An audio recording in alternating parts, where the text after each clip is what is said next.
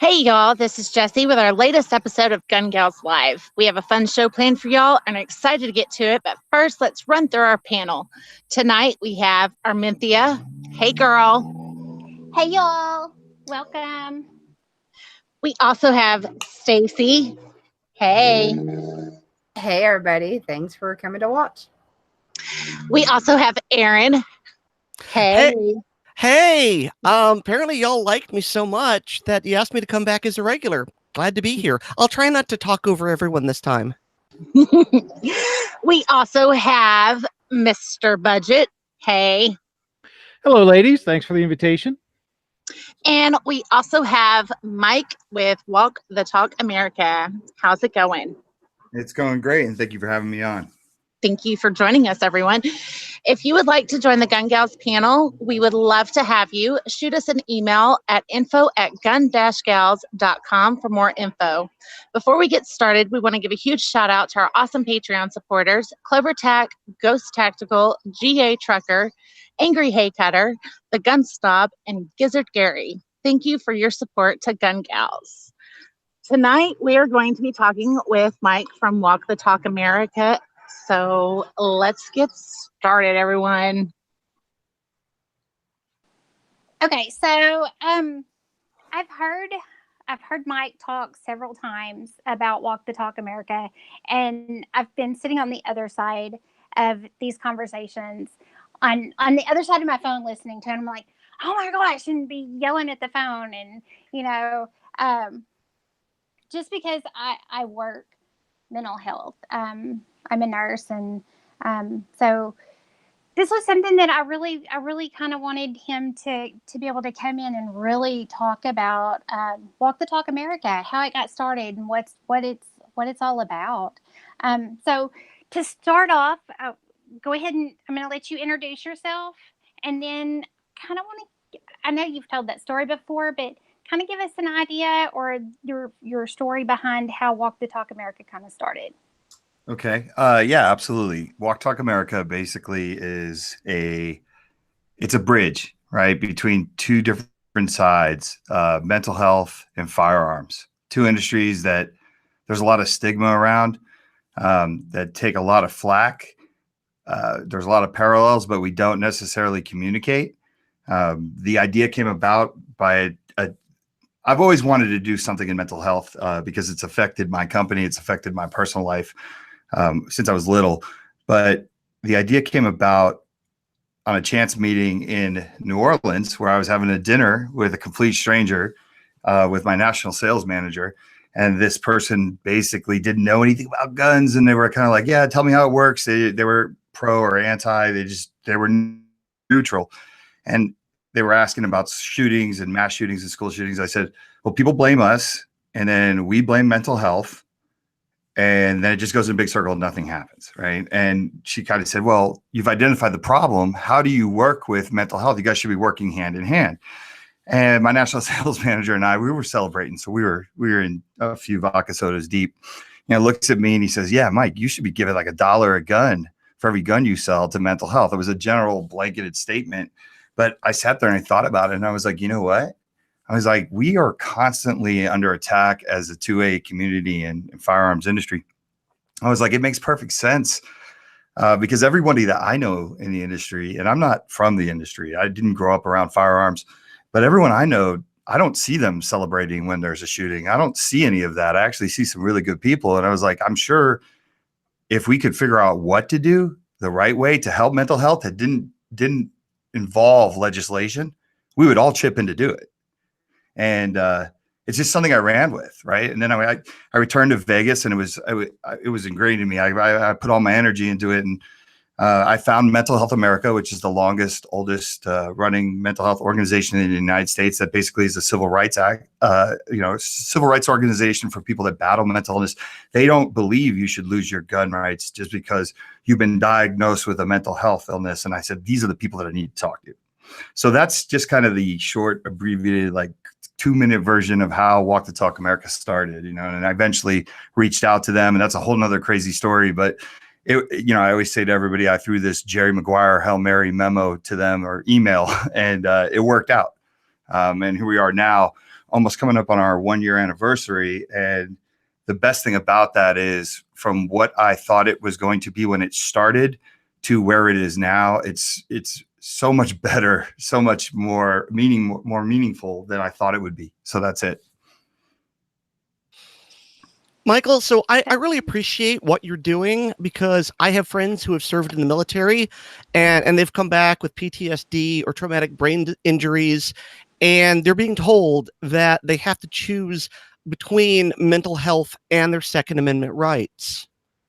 And, the last time I checked, there were an estimated 22 veterans per day committing suicide in our country. So how does Walk the Talk America, reach out to them? How do you bridge this divide and get them the help they need without making them choose between their health and their rights? Well, and I want to make this pretty clear, because and I appreciate your kind words. And actually, we met at NRA. I don't know if you remember me. I'm the Bursa guy. You came up to the Bursa booth. We had a brief conversation. You were at NRA, correct?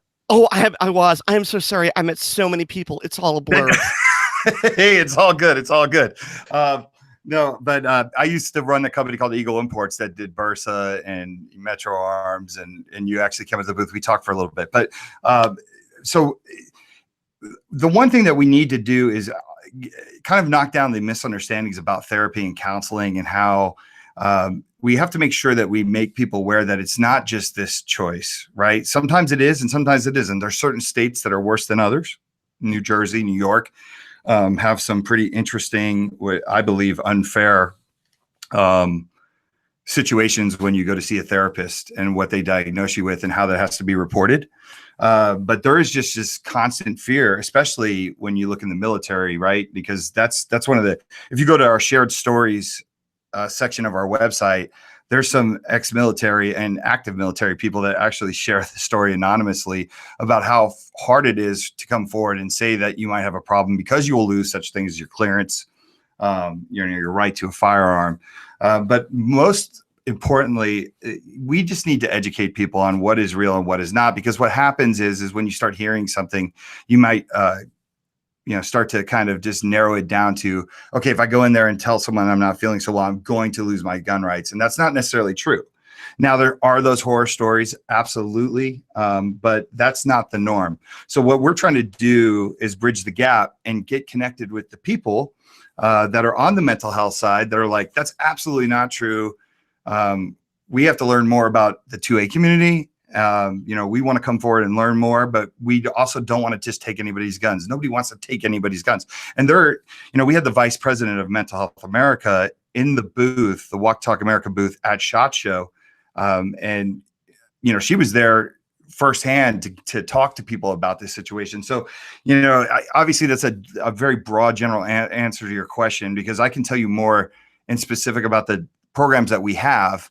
But as far as like an individual that is looking for a therapist that they want to talk to, Walk the Talk America is probably not where you want to go. You can contact us and we'll always try to get a referral or, hear the situation, but we can't give out that type of advice. That's just not us. We're not therapists, but that's what we have Mental Health America for, right? Because they're the ones that are supposed to fight for your rights, and they do. They do not believe that future violence is predicted by mental health diagnosis. They believe that it's predicted by previous violence, if you understand what I mean. Hang on. Yes. And was that a mic drop moment? No. I had a hard time getting to the button. No. And I mean, I completely agree with that. Because I'm one of those that, and I've said it on another show. Every single person deals with mental health issues. Every single one of us. And it's a matter of what degree to what we deal with it. And the other thing with that is that some of us have better coping skills than others. So the thing with Walk the Talk America that got me is that you've got the questionnaire that is kind of broad, but I mean it's something that you can come back to. And I know you had told me about a couple of instances where you had two different people that had used that and you had two totally different outcomes with it. Yeah, absolutely. How I got the idea to use that was Mental Health America had made me aware of their screening process. I have a number of reasons why I believe screenings are important, but they had made me aware of their screening process, and I had taken a few screens. I wasn't concerned about anything, but I thought, oh, this is kind of neat because it tells you, let's say I did suffer from high levels of anxiety, or I thought I did. It tells me how to ways to mitigate it, right? And there's resources on there. And one of the things that how it came about, or wherever the band concept was, my daughter, who's 11 years old, one day came to me and said, Dad, I think I suffer from anxiety. And I asked her why, and she had given me a couple of reasons. And, it popped in my head. I was like, oh my God, okay, here, why don't you do this? Go to the website, the organization that Daddy works with called Mental Health America, go to their website, take one of their screenings for anxiety. And I asked her, I said, you're going to take it. Please, I want you to take it without answering it like you are answering it for somebody else. I want you to be honest. No one's going to come knock on the door. No one's going to come busting through the window. Answer the questions honestly. Left it at that. And you got to understand something. I came from a very loving but very tough Italian family from New Jersey. If I were to have said to my grandfather or my uncle, some of the male figures in my life, hey, I think I suffer from anxiety, they would have said to me, I'll give you something to have anxiety about. That's just the way our culture was, right? Mm-hmm. But what I love about this is it's anonymous and it's free. So anyone can go do it. You could be a child, you could be a kid, because sometimes going to the people that you respect, or the people that take care of you, maybe sometimes they're the problem, right? So sometimes you can't do that. So 3 days later, my daughter comes into my office and she says, hey, Dad, I forgot to tell you, I took that test with that organization that you work with. And I said, oh, yeah, how did it go? And she goes, I have mild anxiety. And she smiled. So I knew that was a good thing for her, right? It was almost a relief. So I said, you feel good about that, right? And she says, yeah, I feel really good about it. And I said, and you went through, I said, did you see how the things they tell you to do that if you're suffering from an anxiety attack, or just ways to kind of control it? And she said, yeah, it's really interesting. And she said, no, I'm happy I took it. She walks out of the room. So I'm like, wow, this kid's going to go to school. And if one of her friends tries to talk to her about it, she'll have a resource for them. And I said, how do I get this out to the masses? And that's how the idea for WTTA.org/love, those wristbands that, many people see at the shows or people get online. That's how that came about. So it's special to me because it hits home because of my kid, but then also I have another family member that actually took the screening and then came back to me later. And the conversation started with, yeah, it's very broad and general, but I didn't like what the outcome was. And now I'm actually seeing a therapist. And that's when I really knew that it's not going to help everybody, right? Some people are going to blow through that thing and they're just like, I don't need this. This is corny, whatever. But it does. If I hadn't seen it from my own two eyes, right, that it's changed the course of two people that are close to me and in my family, then I wouldn't believe in it so much. But I do. So I think it's a fantastic start. It was a very important thing for Walk Talk America to have that in the beginning to start, because that was a foundation for us to build off on.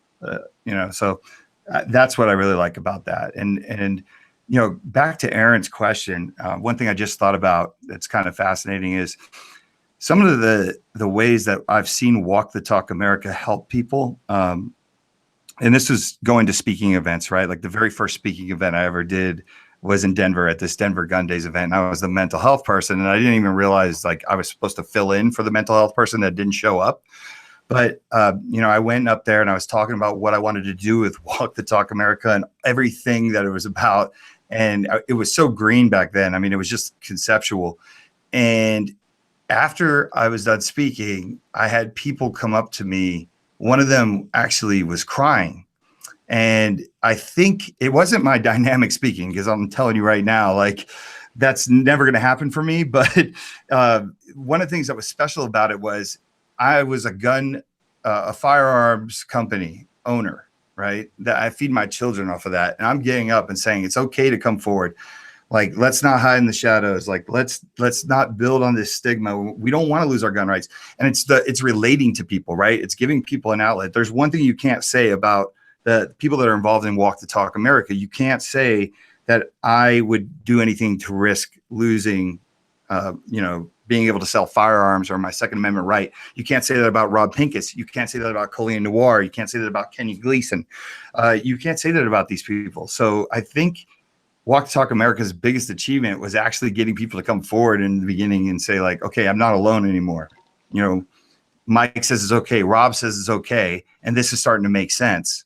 Because sometimes you don't think about it. But anyways, I don't want to hog up the whole time. If anyone has any, No, and if you let me go, I'll go. No, you're doing great. In fact, there was you saying that there was something that caught my attention, and I couldn't find it today. I went back looking for it. One of your Instagram posts, I believe, that was fight in the open, I believe. Right. And I couldn't find it. But I so wanted to be able to reshare that today, because I think that's so important, because there is that stigma about, mental health. And if you have issues, you just don't talk about it. If something's happening in your life and it's bad, you don't say anything. You're not allowed to grieve or process whatever's going on. And I think that's a big deal. I want to jump in here because I know personally the stigma of mental illness. I'm transgender, and so people, when they hear transgender, a lot of times they think, well, okay, that is a mental disorder, therefore you're crazy, therefore you're dangerous to yourself, to other people, therefore you shouldn't be around guns at all, you crazy person. Mm-hmm. And so from what I've read and from what I've heard, Walk the Talk America was founded to combat this same stigma of mental illness equaling being a danger to self and others. Am I correct in this? Yeah, absolutely. That was one of the unique things, or that's something that I wanted it to. If you didn't understand it when I was explaining it to you, right? Like when I went to Rob Pincus and I went to Colleen Noir and I went to some of my peers in the industry and asked if they would help or be involved, I needed them to get it within 3 minutes. It's like, I always say that, like, there's some people it takes days, and there's other people it takes hours. And then there's other people it takes maybe a minute and a half. And one of the things that, I pride myself on is I wanted to create a space where you check all your bullshit at the door. Like, I don't care what you are, right? I don't care if you're black, white, gay, straight, pro-life, pro-choice, you believe in God, you believe in you little yellow people. I don't care what it is that you believe in. We check it at the door, because what I wanted to do is make policies and programs that I don't care about that. Like, and by the way, everybody, Rob Pincus has just, WTTA board member and Rob Pincus has just walked in the door. Yo. So pull up a chair, man. I might. Pull up a chair. No, but that was one of the things that it was important to me, right, Aaron? Because that's what I don't want people that are going to do that and single out people or say, oh, because you're transgender, that's a mental health issue and you're a danger. Because we all know that's bullshit. So yeah, to answer your question, that was super important to me. And it still is, because I don't want to deal with any legislation. I don't want to deal with anybody that has a narrow mind. I want to actually do things that save people's lives. And I don't want to wait. I don't want to wait for a miracle. I don't want to wait for a law. I don't want to wait. I just want everybody that wants to chip in and help and do it, now. So, and I think Rob, you can attest to that, right? That was a big deal for me. Yeah, Mike. I'm just here to vouch for Mike's sincerity in case it was ever in question. In case you didn't think he was passionate enough about everything that's going on, I can vouch for Mike Sodini's sincerity and the year, almost a year coming up now since he first brought this up to me, and I'm super proud to be involved and also to be hanging out with Mike. But I was missing him, so I decided to come in here and hang out with you guys. Hi, Rob. Welcome. They can't see you. This is not at all. No, they can see. They're only, it's audio. So. Okay. Sorry. Now you can totally turn yours on if you want to. We just it drags our internet down so much that should we go for it? I would. I don't mind. Go for it. Go for it. Let Okay. them see you. All right, hold on. Is But it did that did that answer your question, Aaron? I hope. Yes, it did. I know that you mentioned some of your successes, what with your daughter and a friend, but do you have any other this happened and it was really awesome success stories. I'm just giving you a chance to toot your own horn here. Well, some of the things that we've actually done as an organization has been pretty awesome that I'm proud of is crossing over to the other side and actually speaking at events that are not considered 2A, right? That are considered mental health events. Rob and I went to Kentucky to speak at Mental Health America. I was pretty proud of that. We can obviously get into some of the programs that I'm super proud of. But I'm trying to think of like key magic moments. There's been about 1 million of them. Yeah, I think that for me, I know that a lot of the things when Mike shares, because Mike really runs kind of the back end of that first read on a lot of the people that submit their stories, to share their stories. And Mike and more frequently, he'll send me like, check this out. And he'll throw out like the highlight of what it was. And quite often, it's obviously people sharing their stories and experiences from before Walk the Talk America existed. But every once in a while, we get the story of, hey, I saw this podcast, or I read this article, or I followed this link, or I went to the screening. I mean, I think the screenings have helped a lot of people even just have conversations with people in their lives. And that may not seem like this big victory, like this earth-changing moment, but if 5 people have that happen this week and 15 next week, and by August, we're affecting 1,000 gun owners a month and their families, and the ripple effect, I think, is huge. So the efficacy, the proof of concept has really been gratifying, I think, at every level, even though it's not, oh, we stopped this school shooter. Like we'll never know what good this is having at that level, the big level, but we know those little tiny impacts really are where we have to focus.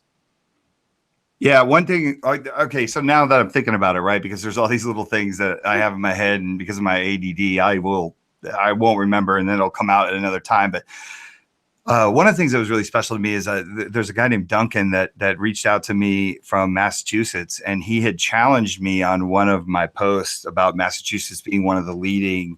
I don't even know how to fix that video, but whatever. You keep doing it. Yeah, being one of the leading states with mental health.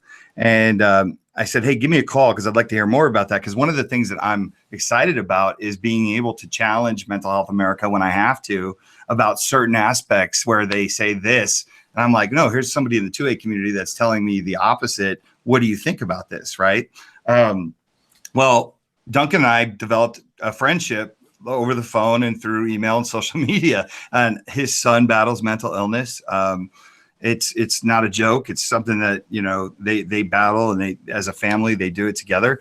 But one of the things that he did is he started a monthly meeting he went to HR and the company he works for, and started a monthly meeting where they get together and talk about mental health in their company, in their families. Hey, listen, I may be having an off day sometimes because my son is going through some stuff. And that may affect the way that my mood is when I come to work. And he told me that the feedback that he got when he was, putting that on went really well. And those are the type of things that it's kind of like, how do you take credit for people putting seatbelts on, right? Like somehow, some way, like my daughters, they'll just get in a car and put a seatbelt on. That's what we kind of want to do with mental health. We want to push towards things that, we don't necessarily, and I appreciate you giving me a chance to toot our own horn, but we don't want to do that. Like everything we do is real. The programs, how we make people feel, those little wins that we get. When I'm at a show, whether it's NRA show, SHOT Show, even NASGW, and I have someone come up to me and they just want to talk mental health. And they're so proud of what the organization is doing and some of the things that we've accomplished, and just the way that, Rob and I are out there on the circuit talking. That's a win for me. I mean, it's almost, it's crazy. It's almost like a drug. When you see people get confident from what you're doing, or they feel a sense of relief, or they're happy that there's other people talking about this, and then they come forward and fight in the open. That to me, it's addicting. I don't know how to describe it. I've run all walks of life. I've done everything. I was a party kid. I was, when I was younger, I was mean. But now this is what I love to do. If that makes any sense. Mm-hmm. Well, okay. So Budget and I both work in corrections, and I know with correctional officers and stuff, it can be, you can deal with a lot of mental health issues, not just because of the inmates, clients, whatever you want to call them, that we deal with, but with each other. I mean, we as people see a lot of it with our coworkers. Budget, I'll bring you in. You want to talk about that a little bit? Sure. You're right. This is an issue that's kind of on the rise in the populations that I serve. I work in juvenile corrections, have for 22 years. And over that time, I'm seeing more and more of our kids coming in with mental health diagnoses, and more and more on the correction officer side. And we're talking about the destigmatization of mental health, and that's that's huge, because I can tell you from personal experience, both with myself and with other officers, that there's a tremendous stigma that goes along with even admitting that you have some sort of issues that you need to talk about. Mm-hmm. And to see an organization coming along that wants to try to help and change that, that's huge. That's huge. I mean, it's I've had to avail myself of mental health services, not so much through professional stuff, because over the years I've learned how to deal with that, but through personal stuff when I was dealing with my daughter's passing. And it took a lot for me to even admit that I needed to go talk to somebody. So once I made that self-admission, and kind of broke that taboo, I guess, I started to realize how bad that was within the culture of the corrections community, that there's that stigma. If you got to be a tough guy, and if you're not, then you're not. Yeah, Budget.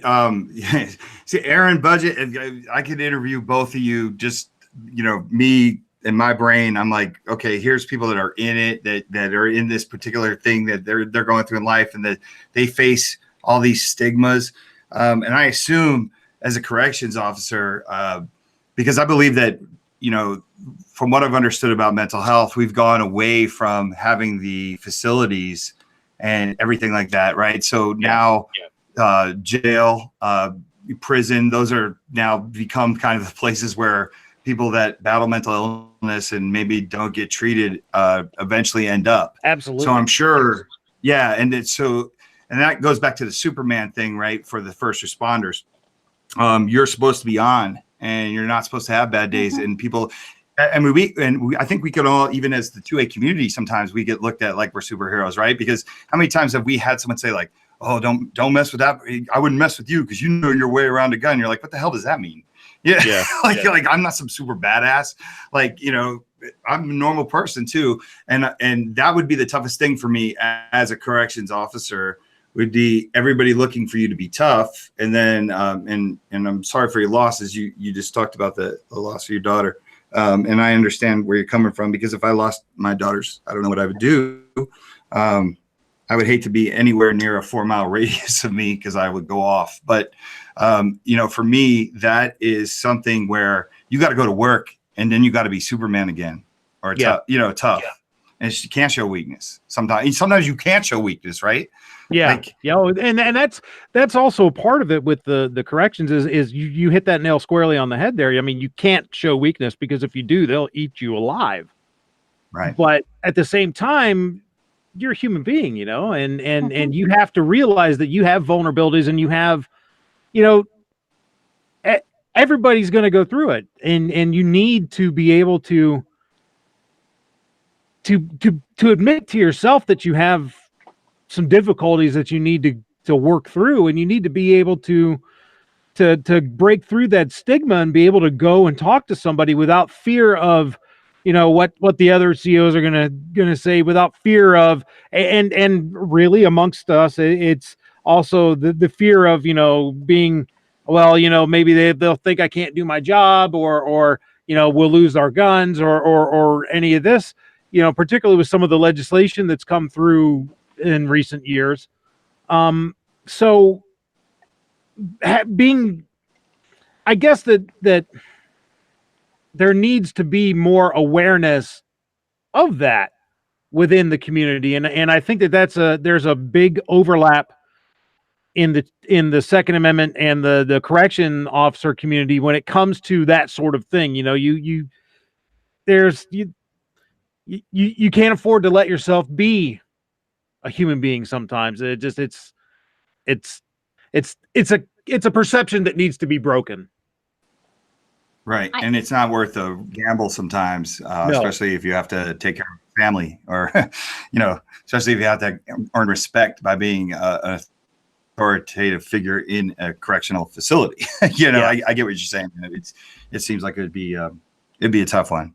But that's kind of what, you know, going back to like what Aaron was saying, like what are some of the things you're proud of? Like one of the things that we are proud of is our I would say it's almost an outreach program to mental health professionals, right? Bringing them in for sure. Yeah, giving them people to talk to that aren't going to just A, distrust them right away, or B, dismiss them right away, because you know, people in the mental health community are now vouching for WTTA and saying, no, these guys aren't going to put up a wall, and they also aren't going to use like they are out to get us, you are out to get us. You know, we just don't. I mean, I don't buy into that. I don't think Mike might buy into it even less than I do. This idea that there's a nefarious they, or that you can broad stroke and talk about every mental health professional. We've met too many human beings that are complex, including us, right? So I just don't buy that even vernacular. And a lot of you've heard me talk about that before. So we're now getting that open door to talk to mental health professionals that are curious about guns or the gun community. That's a good thing. Mhm. Yeah, that is really awesome. And if there's anything I can do in my limited capacity with Pink Pistols and Blazing Sword, let me know, because I mean, we're all sort of related here. We're all sort of holding hands. And if there's anything I can do to help with what you're doing, just let me know, and I'd love to help out. No, we appreciate that. Very much, Absolutely. yeah. And I agree with you that, you know, the cool thing about gun culture these days, and this is one thing that I wish some of my friends who, you know, and I'm going to say something that I usually don't, because I don't play identity politics, but I have a lot of liberal friends because I grew up in liberal places. Right. And, you know, me being me, I never played that game. But I tell them all the time, I'm like, there is a group of people in this industry that, you know, because everyone just thinks, oh, it's the NRA, right? And they lump us into one whole, like, you're a pro-gun person. I'm like, no, there's Black Guns Matter. There's what Rob Pincus is doing. There's Collier Noir. There's all these, you know, We the Female, all these people that have a lane that they're in that could speak to other people. So I love what you're doing. And absolutely, we'd support that. I think we should support each other. I think it's important because we're going to lose people. I mean, I have friends that I try to bring into the community, and I tell them to start, you know, I give them a group of people. I say, like, follow this person. And after about a day, they're like, nope, can't mess with you, man. Can't mess with your own, because your own community attacks each other. You know, I was in Collier Noir's comment section, and they call them this, and everybody's attacking each other. It's like, you guys don't even get along, right? So that's why I think it's important, though, that we stick together and kind of show the rest of the world that there are some people.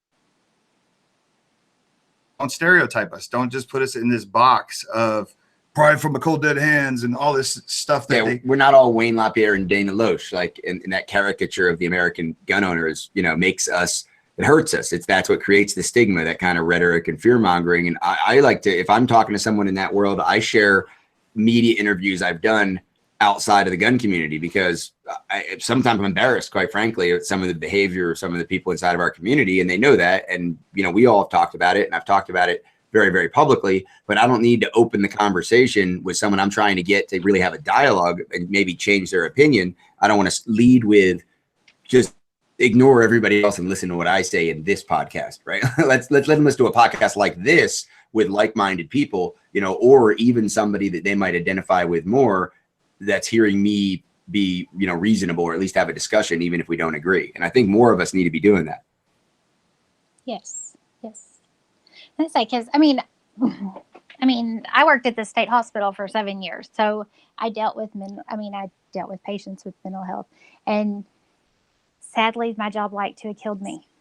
I ended up on medication and was reading through all the literature that the doctor would hand me and stuff, and diagnosed myself. And I mean, I had all of it, and people don't realize what a toll, like for me, because I'm a nurse, what a toll it was taking on me to do my job, to take care of others sometimes. And I'm a member of the 2A community, and ended up on medication and stuff. Eventually I ended up quitting my job, and it was like the best thing ever. Sadly, sometimes that just has to happen. But not everyone is like me, and not everyone is going to go out and look for information or seek this out. So my question with that is, what are your suggestions on how to share Walk the Talk America? I know I wear my bracelet to work. Mm-hmm. That's a big one. It's huge. Yeah. Yeah. Right. Easy and huge. Yeah. That's always a conversation starter. I find that a lot of people are always like, "Hey, what's that? What's on your wrist, or what does that mean?" Just because it doesn't, it doesn't fit. Yeah, it's like a little rubber bracelet. That's not really. Well, obviously, I mean, sharing what we're doing through social media is a huge thing. That's something that I'm good with. But one of the other, we have a guest. Dog just walked in the room. One of the other things that I'm really proud of, and see, Aaron, this is how this unfolds in my mind, right? I should have been able to say this from the beginning, but one of the things I'm proud of is the mental health flyer that we're putting in the box. Arms Corps, High Point, Bursa, Metro, Trigger Safe, numerous gun shops, right? Yeah. Like if you go online and you go to our website, WTTA.org, and go into the media section, we have a mental health flyer, two versions that you could download, print out, and give them out. I had somebody contact me the other day and said, how can I want to pass these out at some of these street fairs that I'm going to be having a table at about mental health. And they were obviously pro 2A. So I said, go to the website, print them out, hand them out to people. I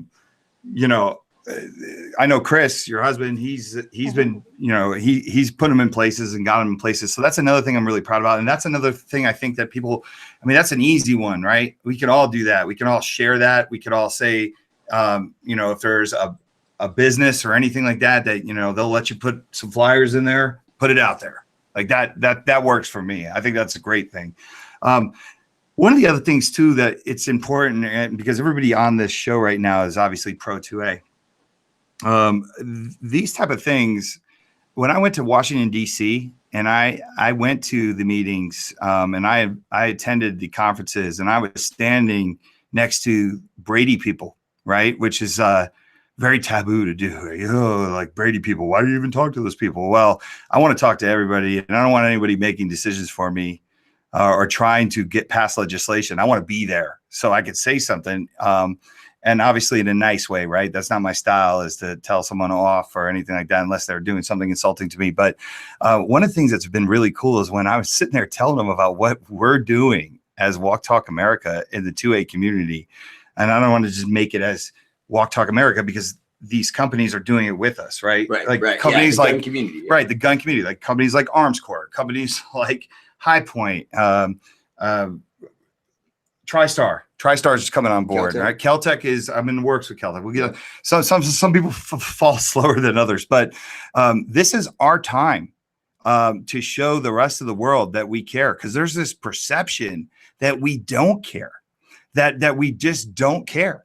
And even when I first started talking to Debbie, the vice president of Walk Talk America, of Mental Health America, there was things that she said to me that she didn't realize we were doing as an industry. And it's not her fault, right? She's not going to do this crazy research to figure out that every gun manufacturer is required, by federal law to have a lock in the box, right? So when I told her, yeah, we do that, she was kind of blown away. I could see it in her face. And I realized, I'm like, they just don't know.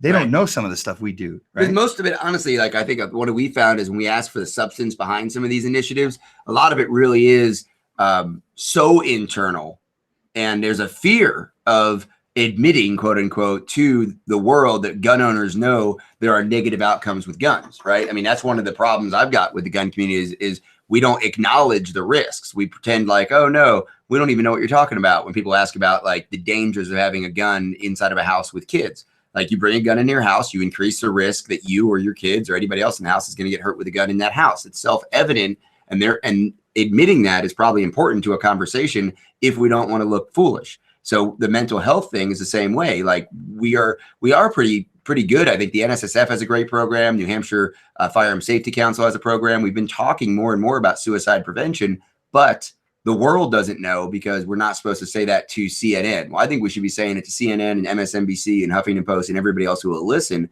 because that's part of the image of the American gun owner is we don't care.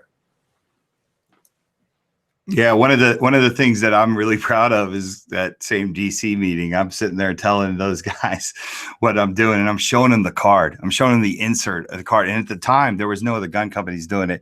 I was just forcing Bursa and Metro to do it because that's the company that I owned.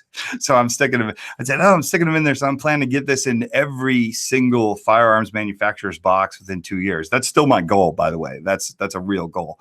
But it was funny watching them process that. And they're like, you're doing this. And I said, yeah. And one of the guys said, could you email me this? And I said, yeah, absolutely. What's your email address? I emailed it to him. But in the end of the night, he said, that is pretty cool, man. Like, he's like, that is pretty cool. So like, those are the things that I'm proud of. And that's what I tell all these companies that come on board. Stick your chest out. You're socially conscious now. Like, that's important to me.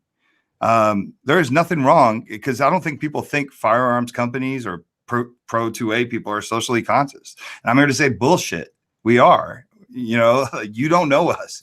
Get to know us. We'll kick down that door. We're here to stay. That I'm not going to play into what you think I'm going to be. I'm not going to be the guy that shows up to Washington, D.C. and is like, I can't talk to you people, and runs out. I'm going to sit there and stay calm. I'm going to hear some things that aren't right necessarily. There's a lot of uneducated people in the 2A, outside of the 2A community that think they know the answer because they hear it from their echo chamber or their media source, right? Like that's where they get their news.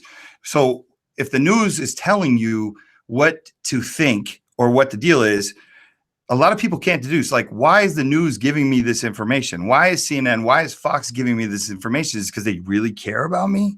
Or no, they don't. They care about selling ads to people that listen to their rhetoric. And if you can't figure that out, then, go ahead, stay on that side, stay in your lane. But this type of stuff, this is what I'm saying. We need to go forward. We need to show the rest of the world, like, we're doing this. Do you want to do it with us? Or can you make this better? Could you think of something that makes it better? But this is what we're doing. Leave us alone. And what I really feel like is that we'll get to a point where we're like the alcohol industry with DUIs and drunk driving. Nobody blames alcohol anymore. And that's where I look, it may be a tall order, but I see an opportunity and an opening. And I think that started with bridging the gap with Mental Health America, getting an invite to the table, getting a chance to come and talk. Because, and like I said, I don't want to take up everybody's time on the show, but one of the greatest moments, Aaron, there you go again, right? When you said some of the things that you're proud of is when I got the email from Mental Health America saying that we passed around your email, the one that Rob told me not to send, by the way. We passed around your Yes. Yeah, that's right. Yeah. Yes. We passed around your email. We've been talking about you for the last couple of days, and we want you to come out to LA for this conference. And the first thing I did is I called my CFO, who is now the president of Eagle Imports, Maria Kurnasovic. She's actually a board member of Walk Talk America. I said, get a flight. We're going to LA in 2 days. We were so excited that they were even giving us that offer. We get on a plane, we land in LA, get to our hotel. Night before, like, we go to dinner. We're trying to figure out, like, okay, what are we going to do? What are we going to say? Next morning rolls up. We actually show up to the conference about an hour and a half early. because we were so nervous with nervous energy. But just by chance, the vice president of Mental Health America was standing out front. Debbie was standing out front, and she goes, "Who are you?" And I said, "We're the gun people." And she goes, Did you say it like that? Yeah, of course. Of course you did. Yeah, so we're the gun people. I wore it proud. That's different though. Like you said it threatening the first time. That time you said it happy. Oh, sorry. It was the tone? Yeah, Okay. it was happy, right? You said it happy. Yes, it was happy. I said it All with right. a smile. But so Debbie says, "Oh, that's cool. We're happy to have you here. We didn't think you'd show up." Because they have tried before and people didn't show up. And that's the thing. That's what I'm talking about. Like, we need to move forward and keep showing up to things and keep having the discussion. Because if we turn our back on it and we fuse that out of the discussion and we just keep saying, well, those people will never understand, nothing's going to change. And those people might make decisions for us. The people that understand our culture, the people that don't understand what we go through.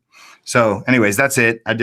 I don't want to take if there's another question, I'm sorry. But if, like I said, if you let me get going, I will take up the whole time. That's okay. Jessie and Stacey, both of y'all have been really, really quiet. Do either one of you have a question?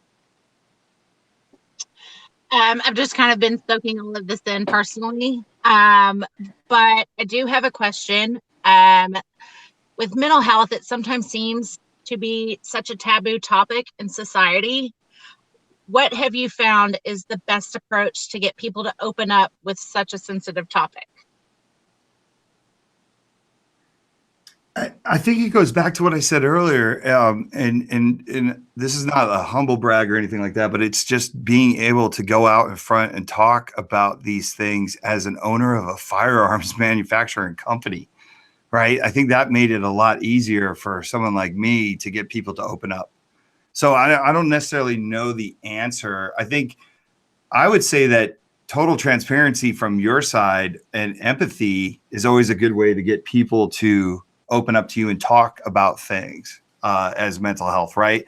So there are times I know for a fact that I've been talking to someone and I can see that they're in crisis or pain, whether it was a breakup of a girlfriend, a boyfriend, whatever, or maybe something didn't go right with the way they wanted their job, or how it ended with their job. I'm always attuned to people's feelings about that. And I know sometimes people just want someone to talk to them about it and talk to them like, hey, I understand where you're coming from. And then I will share some stories about, how I handled a situation like that, like a breakup.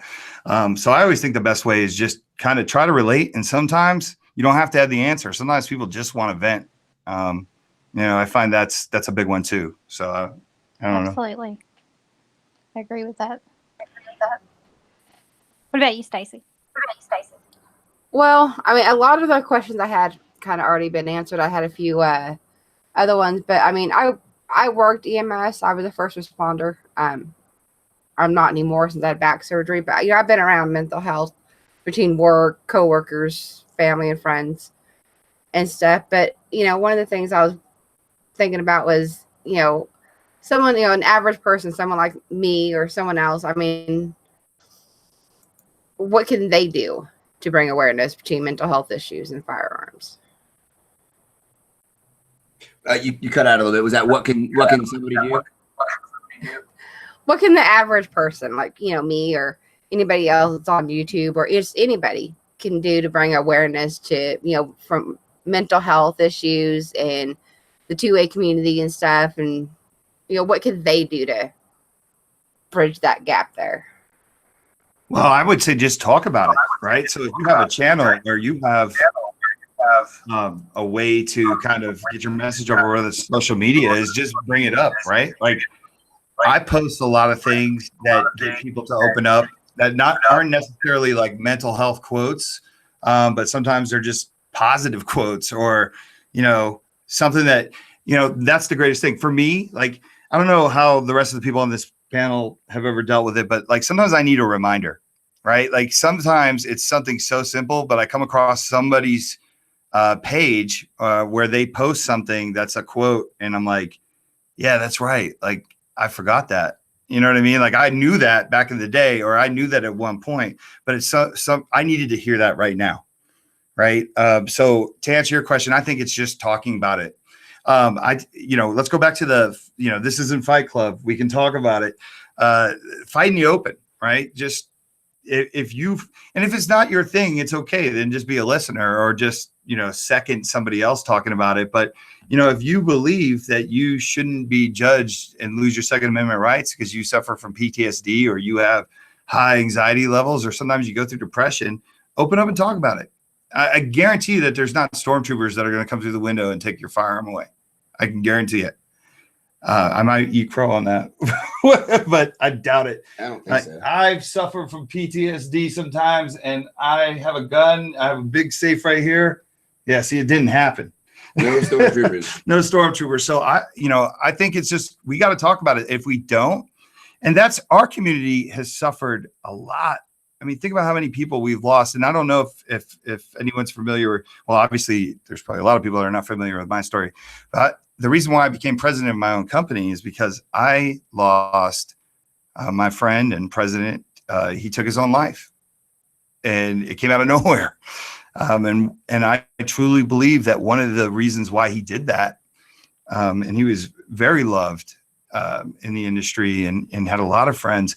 I believe that he actually thought, because he had gotten a DUI, and I don't know what happened after that, because no one had time to talk to him. He was released, and he took his own life. And I really, truly, honestly believe that he did that because he probably felt like he was going to get fired or couldn't work in the gun industry. I don't know that for a fact, but just from what his sister was saying when she picked him up from jail, as he kept saying, I'm not going to be able to work in the gun industry. I'm not going to be able to work in the firearms industry. I just wish that he had said that to someone like me or somebody else that said a DUI is not necessarily going to get you kicked out of the firearms industry. But that's how bad the stigma is, right, in our community. So when people give me problems about, or try to flip me some BS about mental health, and it's just a ploy to take your guns, I take it a little personal, sometimes too personal. I stay in the pocket too much in the comment section of social media, but I take it personal because people die. I mean, we lose people because they don't step forward and say something because they feel like they can't. That to me is more important. I will give up my Second Amendment right. I'm saying me, okay, not everybody else's, but I would give that up if I can guarantee that none of our people will take their own lives. Like, and that's a big thing for me. And I get it. There's some people that'd be like, no way, that's fine. But if I knew I could trade it, me personally, I would do it. And it's because I've lost too many friends, and I've seen too many good people in this industry, too many good soldiers, too many good first responders, just too many regular people that felt like they didn't have an answer. They didn't have anyone to tell them it's okay. And I hate to think that we lose people because they feel that they can't talk to someone because they'll lose their firearms right. Like, that makes me nuts. Like, it does. It drives me crazy when I hear that, because I don't like that. But anyways, I think you just keep talking about it and keep having the conversation. We'll get there. I think we're getting there. It's time. I mean, I remember a time in this industry when, suicide wasn't even talked about. Yeah, you weren't allowed to talk about it. Yeah. I mean, it just, you get any negative outcome, any discussion about negative outcomes inside the firearms community, especially with quote unquote outsiders or in public, is still definitely like sensitive ground, whether it's just the politics of it and some of the internal politics, or the talking about suicide, talking about issues of dementia, right? I mean, that's where we've obviously talked a lot about suicide, but there's a lot of other mental health issues that we're addressing as well. I mean, if you take the car keys away from a family member, how can you in good conscience leave them with a gun? And you want to say, well, how are they going to defend themselves? Well, I don't know, but I do know that if they can't be trusted to drive a car on the streets, they probably shouldn't be making judgment calls on when and if to use the firearm to defend themselves. And we see tragedies every year with people who suffer from dementia, where the family will say, oh yeah, they haven't been driving, or we've been worried, or they're on this or on that. And they kill a family member thinking, or the delivery guy or something. It's really tragic. And we should all be talking about that and doing something about it. I'm going to jump in with a personal anecdote. My father is 83, and he was diagnosed with Parkinson's several years ago. And sometime last year, I believe, he started making comments to the extent of, I think everyone would be better if I just died, or maybe I don't know if he specifically said kill himself, but he was saying how better off we'd be if he was gone. And so when I had a private moment with my mom, she said, I think we should take his guns away. And I said, I agree, but I need you to tell me, because, I'm just a kid. If I go in, that's theft. But you're his wife. You can make that determination. And so, yeah, we removed his guns because we don't know what he's going to do. I mean, he's sounding suicidal. He has some degree of dementia. That's what Parkinson's is, right? And so we made that decision. Now, I don't think he's really hurt by it, because honestly, I don't think he's noticed. I can't tell you the last time he shot. So, it was kind of painless in that regard. But just backing you up, that was a decision we felt we needed to make. And right now we're going, maybe it's time to take his car keys away. That's a discussion we are not looking forward to. Yeah, it's never easy, right? I mean, it's a horrible situation to be in. And well, not just that, but when we take his car keys away, okay, one of us now has to drive him. Right. You talk about an inconvenience factor because everybody has a job. Everyone has to support, other family members, right? Like I couldn't just take my time to drive someone every day. Well, I can now. I'm out of my company. Now you can. Yeah. I have family members that have had to do that for other extended family members in recent years. I have a very good friend of mine who's dealing with that with his father right now, and he and his wife, both, very active people, both very engaged in their businesses. They both like to travel. They haven't gotten to travel together. Maybe there's one trip I'm thinking I saw, and I'm not sure how they covered it, but for the most part, they've been traveling independently, and he goes on business trips independently. She goes out with friends, family, whatever, independently, because they literally have to be there to do the right thing, to take care of it. But it's a big deal. Yeah. You don't want to feel dirty for saying like it's an inconvenience, because that's not really what you're saying, right? You love your family members, but it is, and you need to be able to let that out. You need to be able to talk about that, because that's fair. I tell people all the time, I'm big on like, please try not to waste my time, because my daughters and my wife have been so good at letting me follow one of my passions, which was Walk Talk America. When I was the president and owner of Eagle Imports, I had to split time. I had to add time. Guess whose time got taken away? I was doing more traveling. I was doing all these things.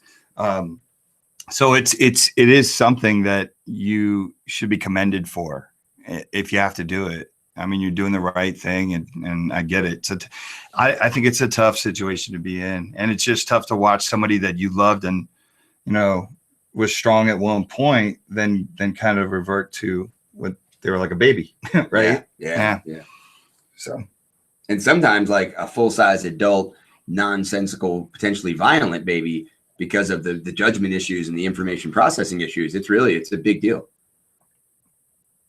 Yeah, David. One of the other things that came out from Walk to Talk America was David Estancia, the kid whose father. Right. He had the head injury, and some of you might know this story, but he had contacted me after the Denver gun days, the first time I spoke about Walk Talk America publicly.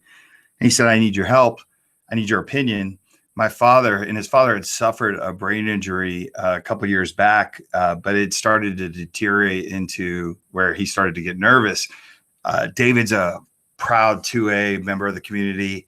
Red flag laws are the boogeyman. You're not supposed to talk about them. You're not supposed to do it.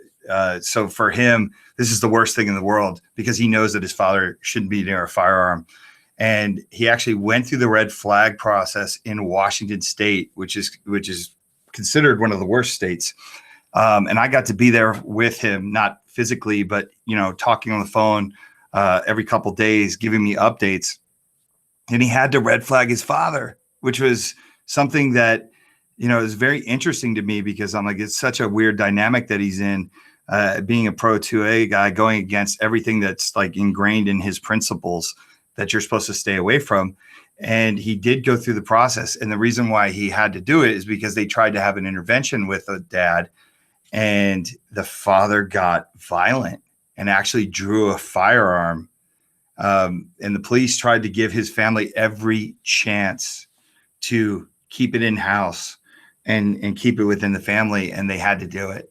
And now David has totally changed his perspective. Now, he's still not a big red flag guy, but he understands that there's variables to this. There's different scenarios, and we have to face them. And sometimes you do have to take firearms away from someone that is not going to be happy about it. But what is worse? Like living the rest of your life knowing that your father shot a little kid whose ball went into the front yard because he saw flying demons. I think it's better to handle the situation. And sometimes you have to. And I get it. We're not supposed to say like, hey, sometimes red flags laws are necessary. But there are times when someone should not be around firearms and should not be around their car and their car keys. So it's fact. I don't care what anyone says. There are times when you have to make the tough decision and the tough call for the better of the world. Is it okay if I ask a question, ladies? Yes, that's what you're here for. Clover out in the comments mentioned the dealer storage / range storage program. Can you tell us a little bit more about that? No, it's got like a thumb pointing at me. It's not video. I was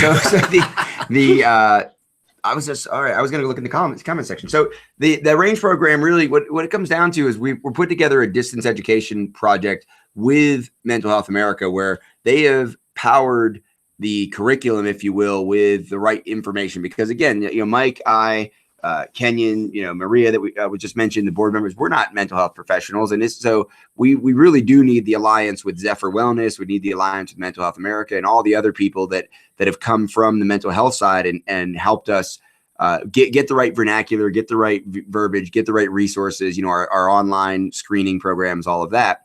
And what they've done for me is given me some of the script as well as all of the questions that are directly related to, what types of warning signs you should look for, what questions you might ask if you're concerned that someone coming into your shop, someone who wants to buy a gun or rent a gun, might be, particularly contemplating suicide or thinking they're going to buy the gun or rent the guns immediately for a suicide attempt, or if there might be other mental illness issues, other mental illness diagnoses even that need to be addressed. And this isn't just simply, handing them the 4473 and expecting them to, A, tell the truth, and B, even really know what they're dealing with, right? If someone is coming in intent to buy a gun for a suicide attempt, they're, the idea that they're going to tell the truth and be, completely forthright on the 4473 is kind of silly, right? So for the self-reported issues of medication and mental illness adjudication, things like that, it's not going to happen. We know that because of HIPAA and other reasons, a lot of these things aren't reported into the system.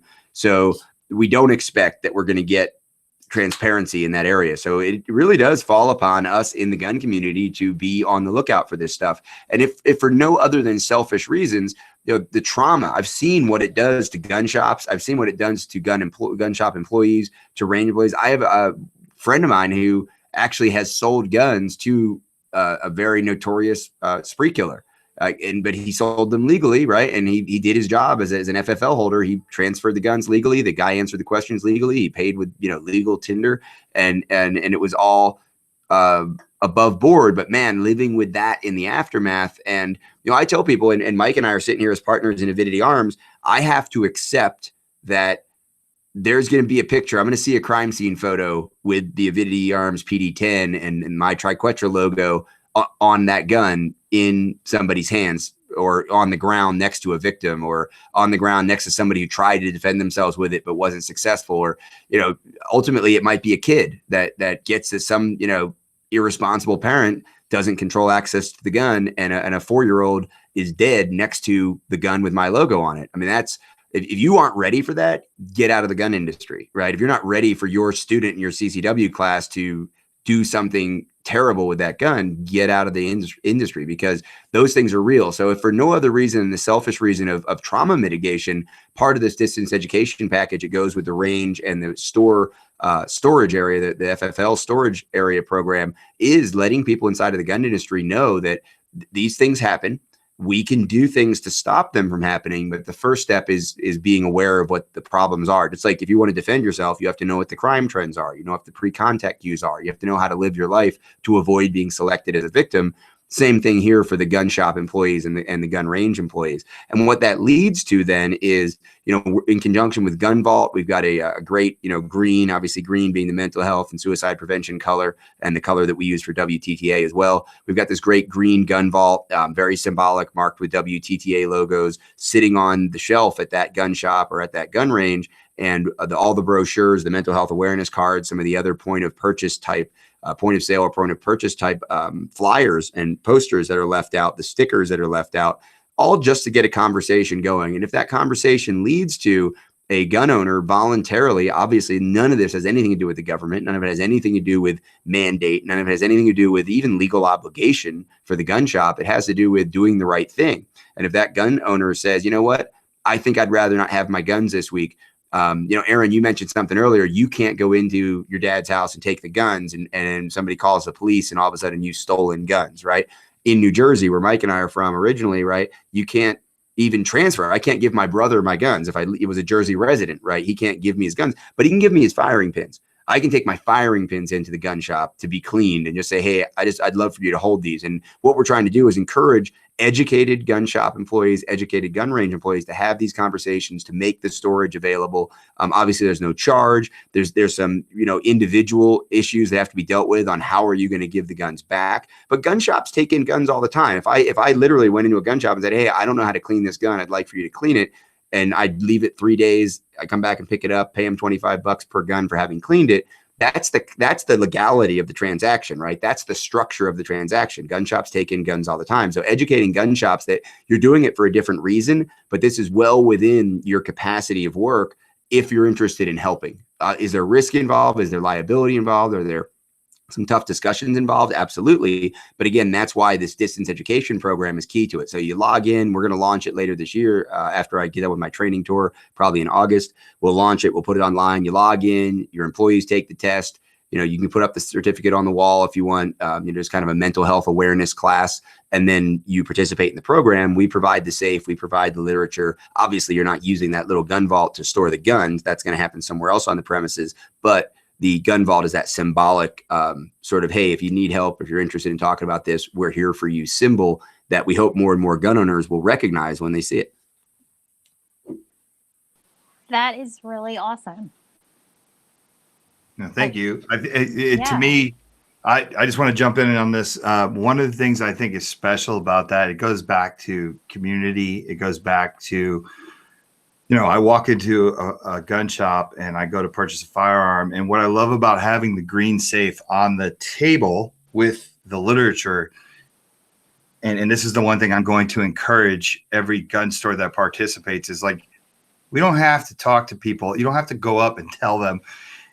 I find it, if you just let people take the literature or look at the literature, at least they're seeing, be mindful of your mental health and things like that. It's okay to not be okay. All the buzz phrases that we like to use, maybe that helps. Like, hey, if I'm ever in a bad way, I can come back to this store and pass or get these guns, get them out of the house for however I have to get rid of the crisis, right? Because everything in crisis mode, it's about time. Right. And that's one of the cool things about the Gun Vault project that we're doing with the safe. Gun Vault is going to do, we had recommended that maybe we do this, and Gun Vault jumped on board, which I love about them is that they're not afraid, is they have the safe that will lock from the inside. For those of us that can't get the gun out of the house fast enough, or like where you're in the great state of New Jersey, where Rob and I are from, and you hand your gun to your friend and he goes and takes it across the street. Now you're both felons. This is one of the ways that you can kind of accomplish that goal of getting the firearm away from the person in crisis, whether that's your son, your daughter, your dad, your wife, your husband, whatever it is. So I think that just, once again, it goes back to omnipresence, right? Talking about it, people seeing that it's there. Yeah, I think, honestly, we may never know. I'm sure people are going to ask us in a year, like, well, how many guns have been turned in, or how many gun owners have done this? I would go on the record saying my expectation is it will be 100 to 1 the number of people that take some other action either as gun owner, for themselves, or as a gun owner's friend, some other gun owner, somebody you know is having trouble. Maybe it's the veteran with the issues they're dealing with, where that you're going to know that they're going through a bad time. You're going to click. You're going to remember that green safe. You're going to remember the literature. You're going to have seen. You're going to maybe listen to this podcast, and you're going to think, wait a minute, I don't need him to go to a gun shop. And knowing this guy, he's probably not going to a gun shop. Let me go over there and ask him. Let me just tell him, hey, man, how about if I clean your guns this week? I know you're going through a bunch of stuff, or hey, you're moving into that new apartment because your wife kicked you out, whatever. How about if I hold your guns, man? And whether that person picks up on it overtly or implicitly or either way, it doesn't matter. Maybe it'll be a tough conversation. Maybe it'll be that quote unquote intervention that keeps it from having to get to law enforcement, or keeps it from having to be a tragedy where your friend that you knew something was up and you had that green safe in your mind and you read the literature, and now you're going to do the thing and you're going to take the firing pins, you're going to take the guns with the person being complicit in it because they find out the friend cares. To me, I hope that's what happens. If the program never gets used formally, but it inspires those kinds of actions, it's a huge win. But see, you focused on something that I absolutely love right there too, though. It's knowing the people that you love and realizing that there's something different, that there's something not right, realizing that their behavior's a little different, and talking to them and confronting them. Maybe not in a full-on confront, but talk to them and kind of see what's going on.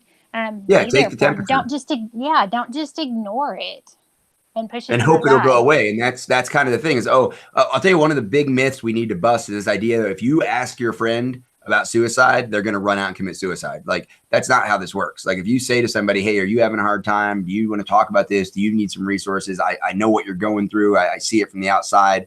I'm here to help. I'm your friend. I can't say absolutes, right? But you are incredibly unlikely, according to every mental health professional, to trigger a suicidal episode with that conversation, right? If you feel like your friend needs that outreach, or you feel like that family member needs that outreach, or you yourself are wondering, like, wow, do I even want to think about this? Do I even want to take the screening? Do I even want to pick up that piece of literature? Yes, you want to have the conversation. You want to get more educated. You want to find out what the resources are. You want to reach out that hand of help. It's huge. And we can do that for ourselves. I don't know if you guys are familiar with the Protect What You Love kind of catchphrase or movement or whatever. I've got the t-shirts, and we've done a bunch of other things around Protect What You Love.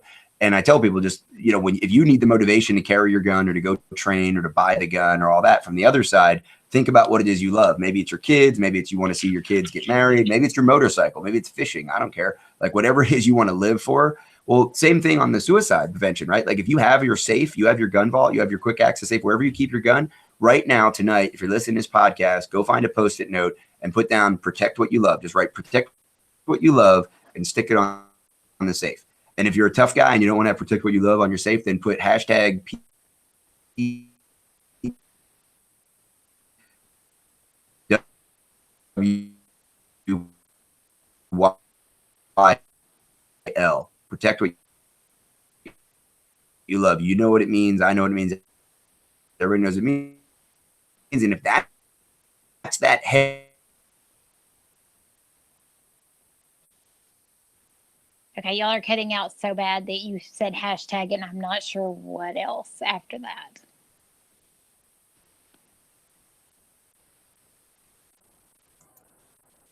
Oh, okay. Sorry. Good. That have protect what. We good. Hashtag Protect What You Love. So hashtag PWYL. That's that self-care. It's that moment of preventing the impulsive act, because so many suicide attempts are impulsive and you can't take it back. Obviously, if you put a firearm to your head, it's got a huge efficacy rate. So we just want to cause any moments of hesitation, consideration, or stopgaps, like even having the gun in the safe. Anything that slows that impulse down might stop it completely. Mm-hmm. Absolutely. Okay. So does anybody else have any questions? I know we've ran over our hour, but that's my fault. that's we are not complaining this has been a great show. I've loved every minute of it. I have something, and it's only tangentially relevant, but I want to bring it up so that Michael can hear it, and Mr. Pincus can hear it, and our listeners. I don't know if any of you have heard the TED Talk by Gary Slutkin. He's the director of the initiative to cure violence. And if you haven't, I think you'd find it informative because he's an epidemiologist. Mhm. And he believes that violence functions like an epidemic and it can be fought using the principles of public health. And so... No, go ahead. Sorry, I was going to ask you a question, but go ahead. Well, I mean, I was just sort of wrapping it up. It's like, well, I don't know if you completely agree with that or not, but I think you would find it interesting. And it's yet another approach because here you are, you're looking at it from the psychological aspects and he's looking at it from the epidemiological aspects. And I don't know, maybe there's a way that your initiatives can cross-pollinate. I absolutely agree with you. And I agree with him. So my thing is cast a huge net. I'm big on that, right? Like, you know, a lot of people say, oh, that doesn't work, or this is a reason why, or whatever. And I'm just like, okay, let's try them all. It's kind of like when I tell people, like, if I were to be diagnosed with cancer, I'm going to try everything, right? I'm going to go and try everything. I'm going to go with science. I'll take a drop. I don't care, like unicorn piss, whatever. And so, yeah, I am familiar with it. Rob had to duck out, but yeah, I'm familiar with it. And I agree with you that everybody that's listening should go actually read that. I think that there's definitely a place for it, if that makes any sense. So, but I guess the question I was going to ask you though is what did you love about that? Well, I think what I liked about it was that he wasn't demonizing the gun itself, although Right. he did use the term gun violence, which bothers me because all violence should be bad. But he was saying, okay, well, let's look at the people. Let's look at the factors. Let's look at how we stop this on an individual basis. And I don't want to get too deep into the talk, but he was talking about how there were specific actors and how if you have people who are looking out for certain types of behavior, and it's almost like what you said with the people who are there to listen and to help. If you have people who are there and saying, hey, I understand you're going through a tough time. Hey, you look angry. Hey, this, hey, whatever, you can potentially stave off a lot of violence just by validating people, just by caring about them, just by looking at what these particular triggers are and trying to fight the triggers rather than demonizing an object or even demonizing people. Yeah, absolutely. And I think this is a conversation. This is one of those ones where I could extend this a whole nother hour because I look at society and I think a huge problem in life is ego, right? Ego is a MFer. Like it'll mess people up. And sometimes I think ego is what stops us from, we know someone's having a bad day. And sometimes we're into our own self, right? We're into our own bad day. So sometimes we see it and we just go, F it. Like I can't get involved in this person's drama right now, whatever. Ego is tough, but I absolutely love that. I think we could do a whole nother show on that, talking about that stuff, because I subscribe to, one of the most touching stories that I ever heard was the Kevin Hines story. I'm not sure if you're familiar with Kevin Hines' story, but Kevin Hines jumped off the Golden Gate Bridge, and he's a very powerful speaker. And if you hear him tell his story, it's one of the coolest stories. There's even like an aspect of a sea lion helping him survive that fall and live, which is kind of cool because it's not just his side of it. Other people were there to watch him jump and jump off. So, they vouch for the things that he was talking about. But one of the greatest moments, and like I said, I don't want to extend this longer than it. I'll talk all night if you let me. But one of the greatest moments of that story is when he had suicidal thoughts and he was triggered, and that was his day to go do it. That was his day that he said, I'm going to go to the Golden Gate Bridge.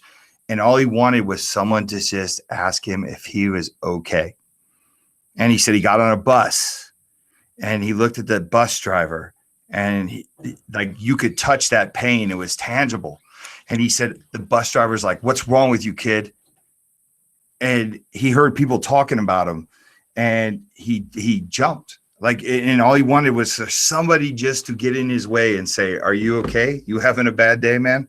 And I think that goes back to what you're saying is the power of kind of what is the term I'm looking for, Rob? The de-escalation, right? De-escalation, being like, hey, are you fine? You don't look so good. You need to talk. Do you need something? I think that's something that we need to do. We need to work on as a society. But anyways, I love it. I absolutely, I agree with you.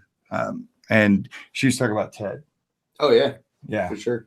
Yeah. So, well, just as another example of this, there is a gentleman in Australia, and he lives pretty much just across the street from a very notorious suicide spot.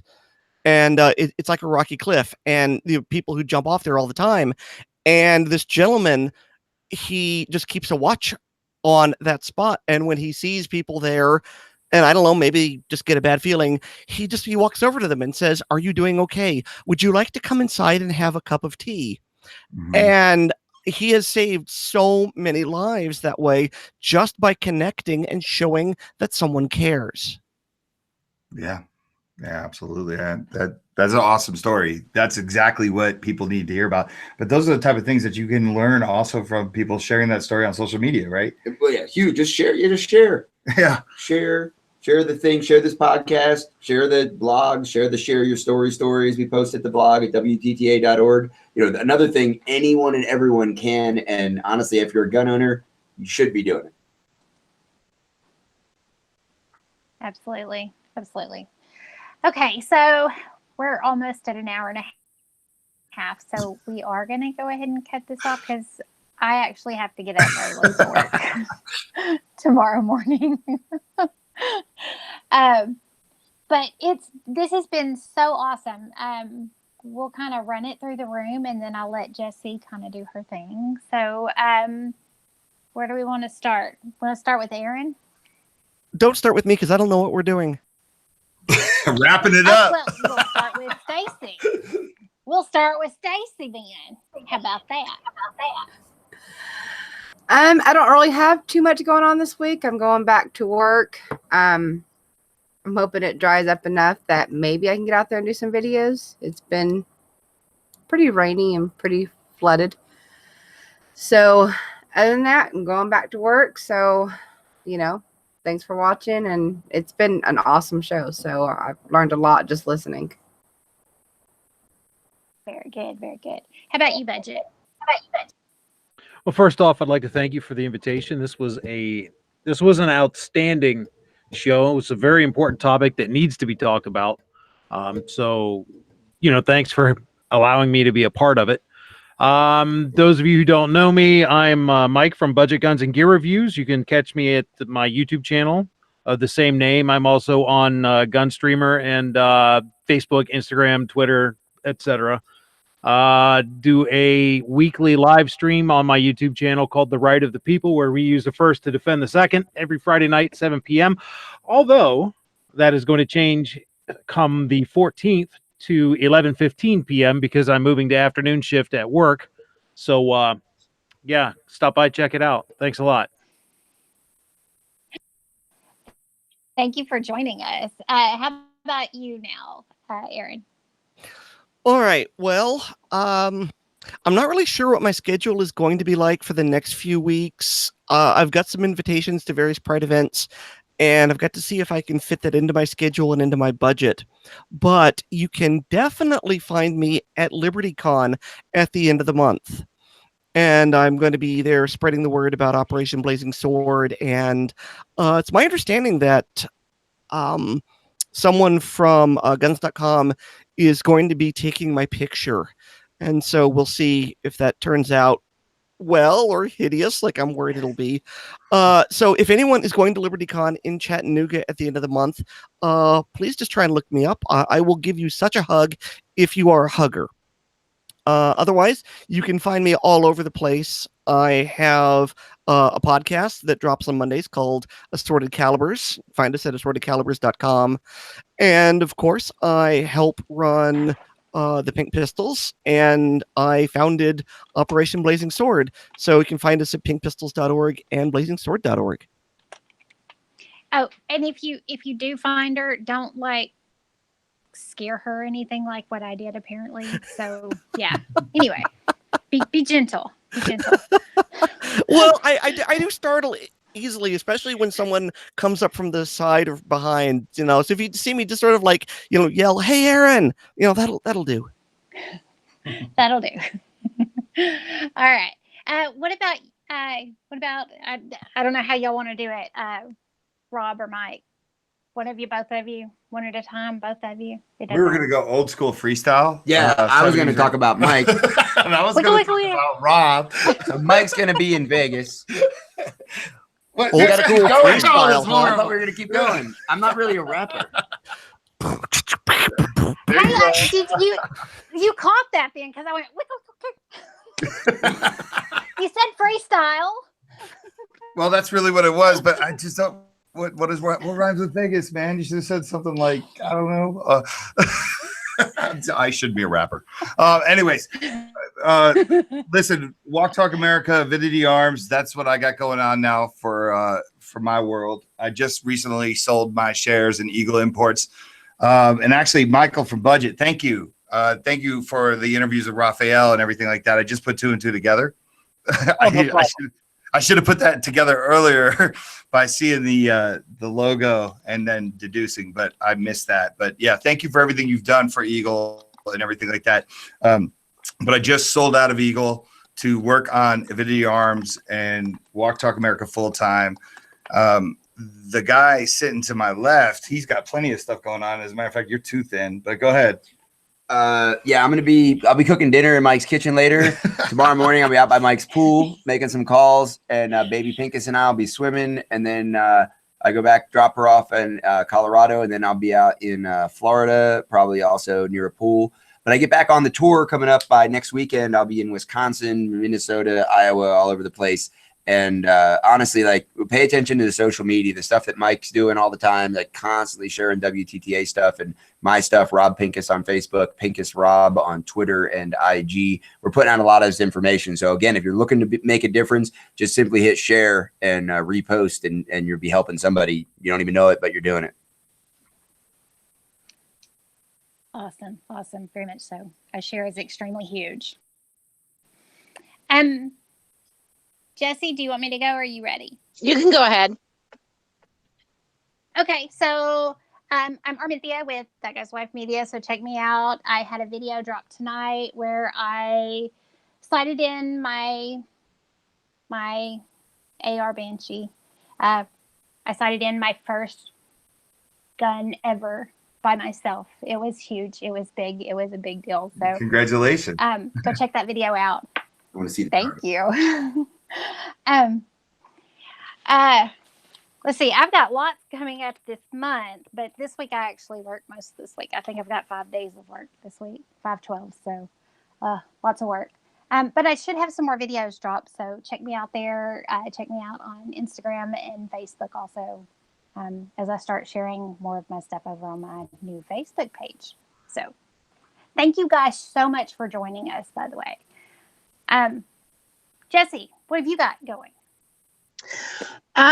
Well, I didn't really have much going on until we started having these discussions, and I got some really awesome ideas for some flyers. I think I'm going to drop off at the local gun shops that Tardot and I frequent.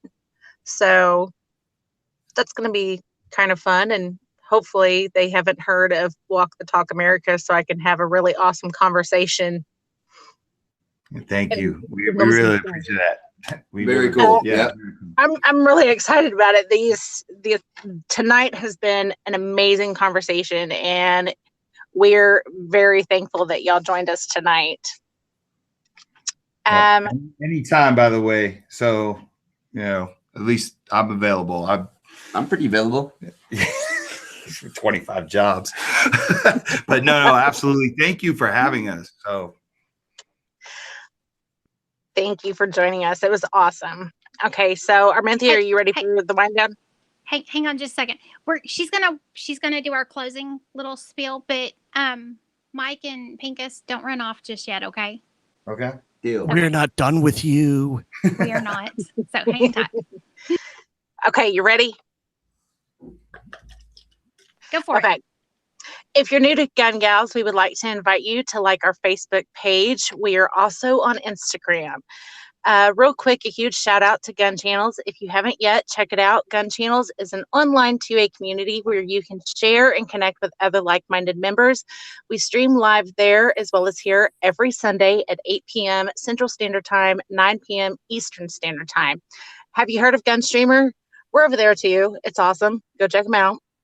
Thank you for joining us for this week's episode of Gun Gals Live. We would love to have your input on what content you would like to see from the live show and for the rest of our channel.